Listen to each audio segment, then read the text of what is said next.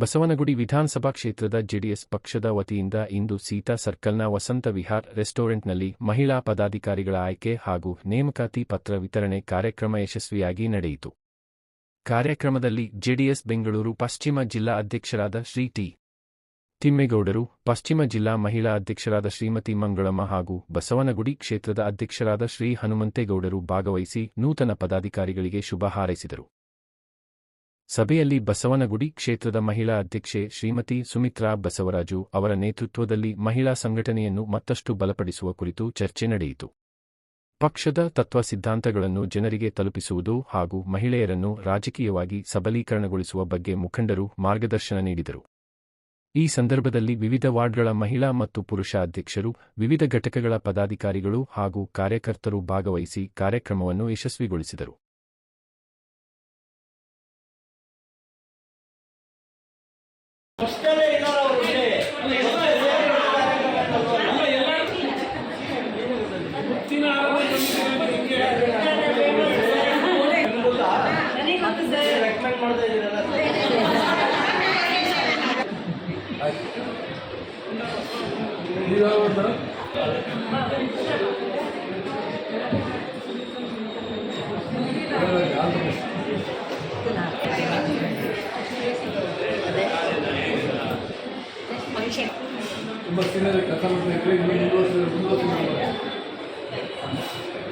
ನಿಮಿಷ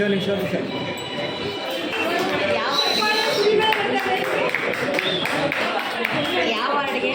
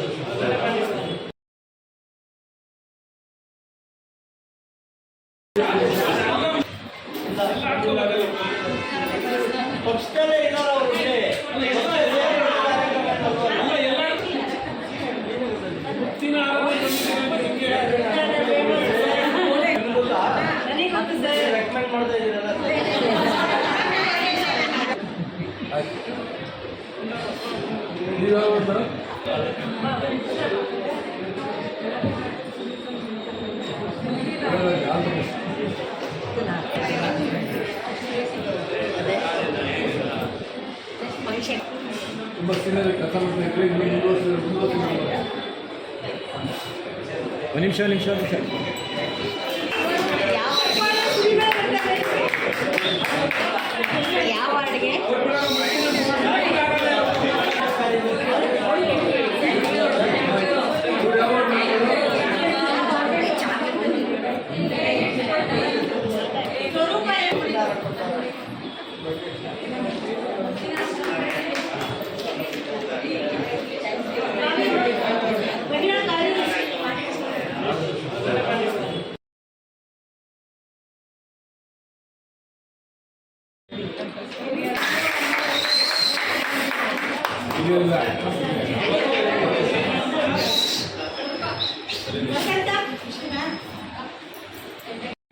ಎಲ್ಲರಿಗೂ ನಮಸ್ಕಾರ.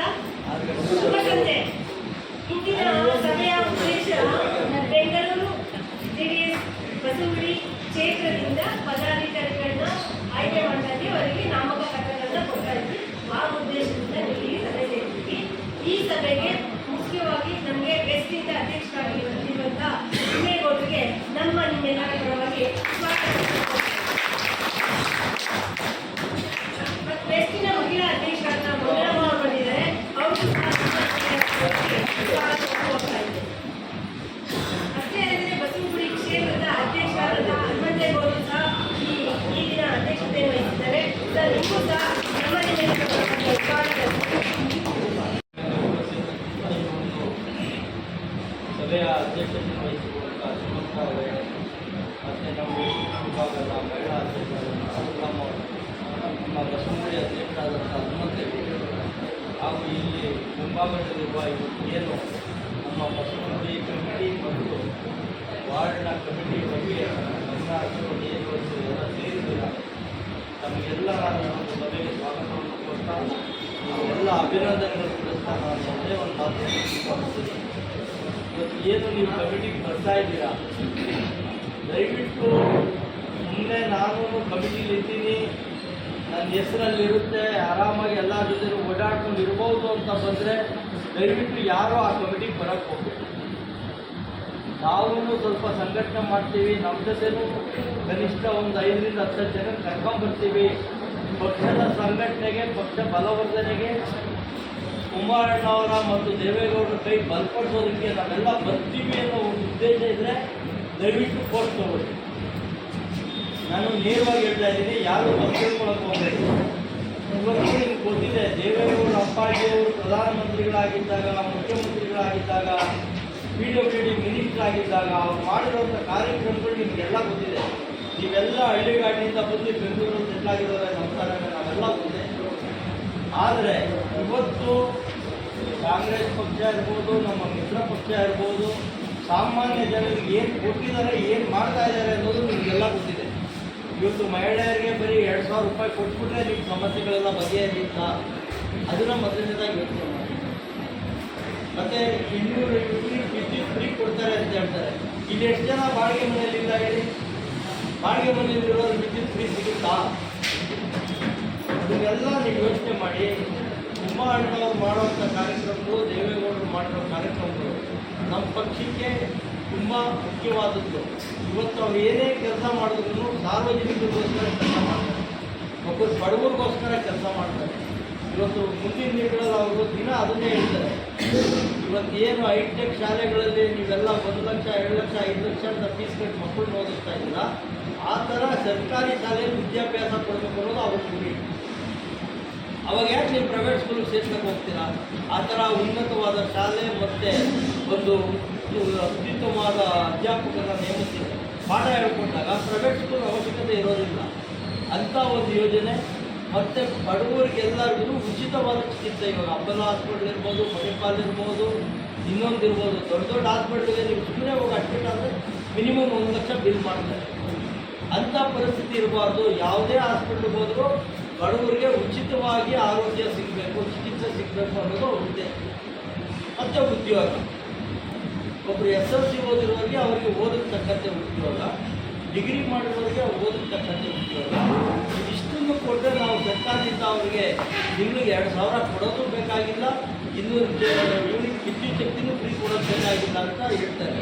ಅದನ್ನೆಲ್ಲ ನೀವೆಲ್ಲ ಅರ್ಥ ಮಾಡಿಕೊಂಡು ನಿಮ್ಮ ಅಕ್ಕಪಕ್ಕದಲ್ಲಿರೋರಿಗೆ, ನಿಮ್ಮ ಮನೆ ನೆಂಟರುಗಳಿಗೆ ಎಲ್ಲರಿಗೂ ತಿಳಿಸಿ ಅವನ್ನೆಲ್ಲ ನಮ್ಮ ಪಕ್ಷದ ಸಕ್ರಿಯ ಸದಸ್ಯರನ್ನಾಗಿ ಮಾಡಿ ಮುಂದಿನ ದಿನಗಳಲ್ಲಿ ಸಂಘಟನೆಗಳಾಗಬೇಕು. ಆಮೇಲೆ ನೀವು ಇವತ್ತು ಅಧಿಕಾರ ತಗೋತಾ ಇದ್ದೀರಾ, ದಯವಿಟ್ಟು ಹೇಳ್ತೀನಿ, 10ನೇ ತಾರೀಕು ನಾವೆಲ್ಲರಿಗೂ ಟಾರ್ಗೆಟ್ ಕೊಟ್ಟಿದ್ದೀವಿ. BLO to booth level officer ಅವ್ರ ಜೊತೆಯಲ್ಲಿ ಬೂತ್ ಕಮಿಟಿ ಮೆಂಬರ್ ಅಂತ ಏನು ಮಾಡ್ತಿದ್ದೀವಿ. ಮೊದಲೆಲ್ಲ ಒಂದೊಂದು ಬೂತ್ 5 ಜನ 10 ಜನನ ನಾವು ಎಲೆಕ್ಷನ್ ಟೈಮಲ್ಲಿ ಮಾತ್ರ ಮಾಡ್ತಾ ಇದ್ದೋ. ಆದರೆ ಇವಾಗ ಒಬ್ಬೊಬ್ಬ ಹೆಸರನ್ನ ಒಂದೊಂದು ಬೂತಲ್ಲಿ 10ನೇ ತಾರೀಕು ಒಳಗಡೆ ನಾವು ರೆವಿನ್ಯೂ ಆಫೀಸರ್, ಎಲೆಕ್ಷನ್ ಕಮಿಷನರ್ ಕೊಡ್ತಾರೆ, ರೆವಿನ್ಯೂ ಆಫೀಸರ್ ಹತ್ರ ನಾವು ಹ್ಯಾಂಡ್ ಓವರ್ ಮಾಡಬೇಕು. 8ನೇ ತಾರೀಕು ಸೋಮವಾರ ತಿರ್ಗ ಎಲೆಕ್ಷನ್ ಕಮಿಷನರ್ ಮೀಟಿಂಗ್ ಕರೆದಿದ್ದಾರೆ. ಆಗಸ್ಟ್ 31 ಚುನಾವಣೆ ಮಾಡ್ತೀನಿ ಅಂತ ಹೇಳ್ತಾ ಇದ್ದಾರೆ. ದಯವಿಟ್ಟು ಇನ್ನೊಂದು 3 ದಿವಸ ಟೈಮ್ ಇದೆ. ಏನು ತುಂಬ ಜಾಸ್ತಿ ಏನಿಲ್ಲ, ಒಂದೊಂದು ವಾರ್ಡ್ಗಳು ಟೋಟಲ್ 220 ಬೂತ್ ಬರುತ್ತೆ. ಹಳೆ MP ಎಲೆಕ್ಷನ್ ಏನಾಗಿತ್ತು ಅದೇ ಲೆಕ್ಕದಲ್ಲೇ 220 ಬೂತ್ಗೆ 220 ಜನನ ನಾವು ಕೊಡಬೇಕು. ಅದನ್ನು ಗಮನದಲ್ಲಿಟ್ಕೊಂಡು ಎಲ್ಲರೂ ಒಟ್ಟಾಗಿ ಸೇರಿಕೊಂಡು ಒಂದು ಕಡೆ ಕೂತ್ಕೊಳ್ಳಿ. ಹನುಮಂತೇಗೌಡರ ಆಫೀಸಲ್ಲಿ ಕೂತ್ಕೊತೀರಾ, ನಮ್ಮ ಆಫೀಸಲ್ಲಿ ಕೂತ್ಕೊತೀರಾ, ಬೂತ್ ಬುಕ್ಗಳು ಇಟ್ಕೊಂಡು ಫಸ್ಟು ಆ ಬೂತ್ ಬುಕ್ ಕೊಡಿ. ಈ ಬುಕ್ ಇಟ್ಕೊಂಡು ನೀವು ತೆಗೆದು ನೋಡಿ, ನಿಮ್ಮ ಭಾಗದಲ್ಲಿ ಇಲ್ಲಿರೋರು ಯಾರನ್ನ ನಿಮ್ಗೆ ಗೊತ್ತಿರೋರಿದ್ದಾರಾ ಅವ್ರ ಹೆಸರು ಮುಂದೆ ಟಿಕ್ ಮಾಡಿಕೊಳ್ಳಿ. ಅವ್ರ ಆಮೇಲೆ ಮೊದಲು ನಮ್ಮ ಬೂತಲ್ಲಿ ಯಾರ್ಯಾರು ಕೆಲಸ ಮಾಡಿದ್ದಾರೆ ನಮ್ಮ ಪಕ್ಷಕ್ಕೆ ಅವ್ರನ್ನೆಲ್ಲ ಕೊಟ್ಟು ತಗೊಳ್ಳಿ. ಅವರಲ್ಲಿ ಯಾರ್ಯಾರು ಬರ್ತಾರೆ, ಯಾರು ಬರಲ್ಲ ಅನ್ನೋದನ್ನ ಒಂದು ಟಿಕ್ ಮಾಡಿ. ನಮ್ಮ ಆಫೀಸಲ್ಲಿ ಕೂತ್ಕೊಂಡು 3-4 ಬೂತದ್ದು ಅದನ್ನೇ ಮಾಡ್ತಾ ಇದ್ದಾರೆ. 3-4 ವಾರ್ಡ್ ನಾವೆಲ್ಲ ಅದೇ ರೀತಿ ಮಾಡಿ ನಾನು 3 ದಿವಸದೊಳಗೆ ಬೂತ್ ಕಮಿಟಿ ಲಿಸ್ಟ್ ಮಾಡಿ ಕೊಡಬೇಕು. ಯಾಕೆಂದರೆ ಸೋಮವಾರ ಬೆಳಗ್ಗೆ ಕುಮಾರಣ್ಣ ನನ್ನ ಹತ್ರ ಮೀಟಿಂಗ್ ಕರೆದಿದ್ದಾರೆ. ಇದೇ ಬೂತ್ ಬಗ್ಗೆನೇ ಮಾತಾಡೋದಕ್ಕೆ ಕರೆದಿದ್ದಾರೆ. ಇನ್ನೂ ಯಾಕೆ ಕೊಟ್ಟಿಲ್ಲ ಅಂತ ಇವತ್ತು ಅವ್ರ PA ನಮಗೆ ಫೋನ್ ಮಾಡಿ ಕೇಳೋದು. ಇಲ್ಲ ಅಣ್ಣ ಆಲ್ಮೋಸ್ಟ್ ರೆಡಿ ಇದೆ ಅಂತೆ, ಗೊತ್ತಿಲ್ಲ, ಸೋಮವಾರ ಬನ್ನಿ ಅಣ್ಣ ಪಾರ್ಟಿ ಆಫೀಸಿಗೆ ಬರೋಕ್ಕೆ ಕೇಳಿದ್ದಾರೆ ಅಂತ. ದಯವಿಟ್ಟು ಹೇಳ್ತೀನಿ, ಸ್ವಲ್ಪ ಯಾರೂ ಅವ್ರು ಹೇಳ್ತಾರೆ ನಾನು ಮಾಡೋದು ಮಾಡ್ತೀನಿ ಅಂತ ಯಾರೂ ಅನ್ಕೊಳ್ಳೋಕೆ ಹೋಗಬೇಡಿ. ಇದು ತುಂಬ ಸೂಕ್ಷ್ಮವಾದ ವಿಷಯ. ದಯವಿಟ್ಟು ಎಲ್ಲ ಒಟ್ಟಿಗೆ ಸೇರಿಕೊಂಡು ಈ ಕೆಲಸಗಳನ್ನ ಮಾಡಿ ಒಂದು ಯಾರ ಬಗ್ಗೆನೋ ನಿಮ್ಮ ಬಗ್ಗೆ ಅವ್ರ ಬಗ್ಗೆ ಸಣ್ಣ ಪುಟ್ಟ ಭಿನ್ನಾಭಿಪ್ರಾಯಗಳಿದ್ರೆ ಅದನ್ನೆಲ್ಲ ಪಕ್ಕಕ್ಕೆ ಇವಾಗ ಇಲ್ಲಿ ಕೆಲಸ ಮಾಡೋದು ನೀವು ಸುಲಲಿತವಾಗಿ ನಮ್ಮ ಆಡು ಭಾಷೆಯನ್ನು ನಮ್ಗೆ ಹೇಳ್ಕೊಟ್ಟಿದ್ದಾರೆ. ಮತ್ತೆ ಬೂತ್ ಅಂದರೆ ಬೂತ್ ಕಮಿಟಿಲಿ ಹೇಗೆ ಕೆಲಸ ಮಾಡಬೇಕು, ಏನು ಮಾಡಬೇಕು, ಹೇಗೆ ಮಾಡಬೇಕು, ನಮ್ಮಲ್ಲಿ ಹೇಗೆ ಒಗ್ಗಟ್ಟಿರಬೇಕು, ನಾವು ಹೇಗೆ ಎಲೆಕ್ಷನನ್ನು ಎದುರಿಸಬೇಕು, ಮುಂದಿನ ಕಾರ್ಯಗಳನ್ನ ಹೇಗೆ ಮಾಡಬೇಕು, ಮುಂದಿನ ನಮಗೆ ವಾರ್ಡನ್ನ ನಮ್ಮ ಕೆಳಗಡೆನ ಅಧಿಕಾರಿಗಳನ್ನ ಹೇಗೆ ನಾವು ಆಯ್ಕೆ ಮಾಡ್ಕೋಬೇಕು ಅಂತೆಲ್ಲ ಸುಲಲಿತವಾಗಿ ಹೇಳ್ಕೊಟ್ಟಂಥ ನಮ್ಮ ತಿಮ್ಮೇಗೌಡರಿಗೆ ಧನ್ಯವಾದಗಳು. ಈಗ ನಮ್ಮ ವಾರ್ಡಿನ ಬಸವಗುಡಿ ಕ್ಷೇತ್ರದ ಪುರುಷ ಅಧ್ಯಕ್ಷರಾದಂಥ ಹನುಮಂತೇಗೌಡರು ನಮ್ಮನ್ನೆಲ್ಲ ಉದ್ದೇಶಿಸಿ ಮಾತಾಡ್ತಿದ್ದಾರೆ. ಈಗ ಏನು ನಮ್ಮ ಸುಮಿತ್ರಾ ಮೇಡಮ್ ಇವತ್ತು ಮಹಿಳಾ ಎಲ್ಲ ಪದಾಧಿಕಾರಿಗಳಿಗೆ ಆಯ್ಕೆ ಪ್ರಕ್ರಿಯೆ ಮಾಡ್ತಾ ಇದ್ದಾರೋ ಅವ್ರಿಗೆ ಮೊದಲು ಶುಭಾಶಯಗಳನ್ನು.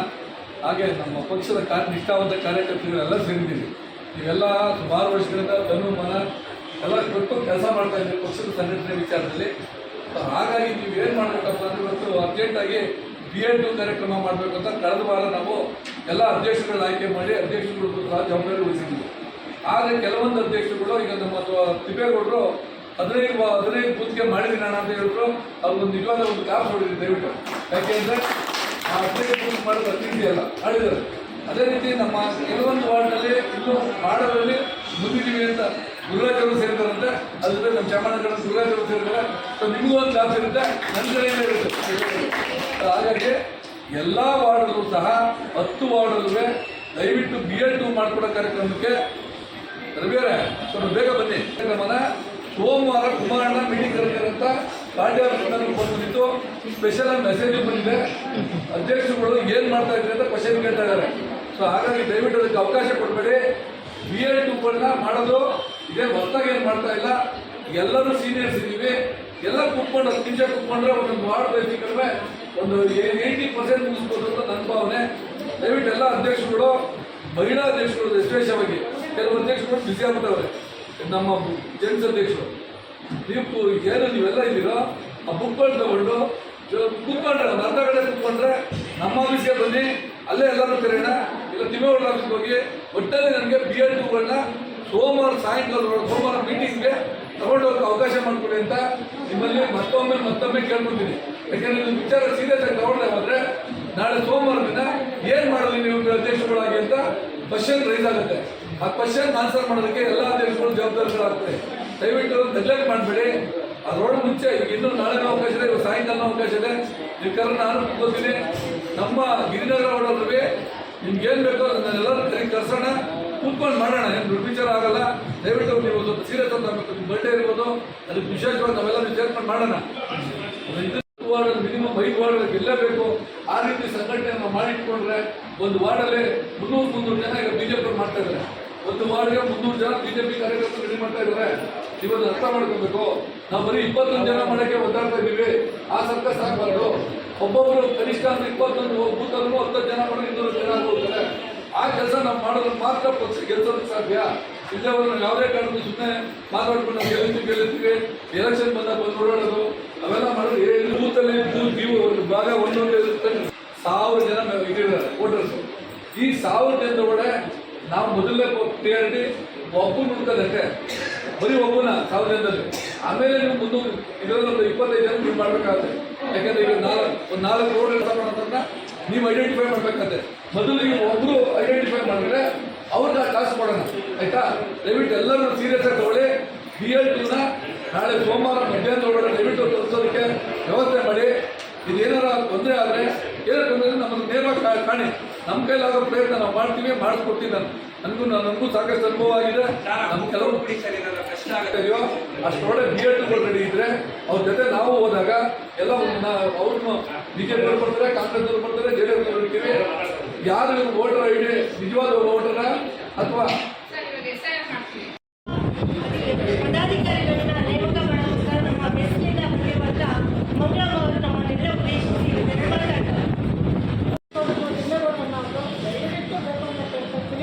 ಮೆಂಬರ್ಶಿಪ್ ಮಾಡಿ ನಿಮ್ಮ ವಾರ್ಡಲ್ಲಿ ಯಾವಾಗಲೂ ಕರೀರಿ. ನಾವು ಹನುಮಂತೇಗೌಡರಿಗೋಸ್ಕರ ತಿಮ್ಮೇಗೌಡರಿಗೋಸ್ಕರ ಅಂತ ನಮ್ಮ ಭಾರಿ ಕೆಲವು ಮನೆ ಹೆಣ್ಮಕ್ಳು ನಮ್ಮ ಸಾಯಂಕಾಲ ದಯವಿಟ್ಟು ನೀವೆಲ್ಲರೂ 10 ಜನ ಮಾಡಿದ್ರೆ ನಿಮ್ಮ ವಾರ್ಡಲ್ಲಿ ಮೀಟಿಂಗ್ ಬರ್ತೀನಿ ಯಾಕಂದ್ರೆ ನಮ್ಗೆ ಅನುಕೂಲ ಆಗುತ್ತೆ.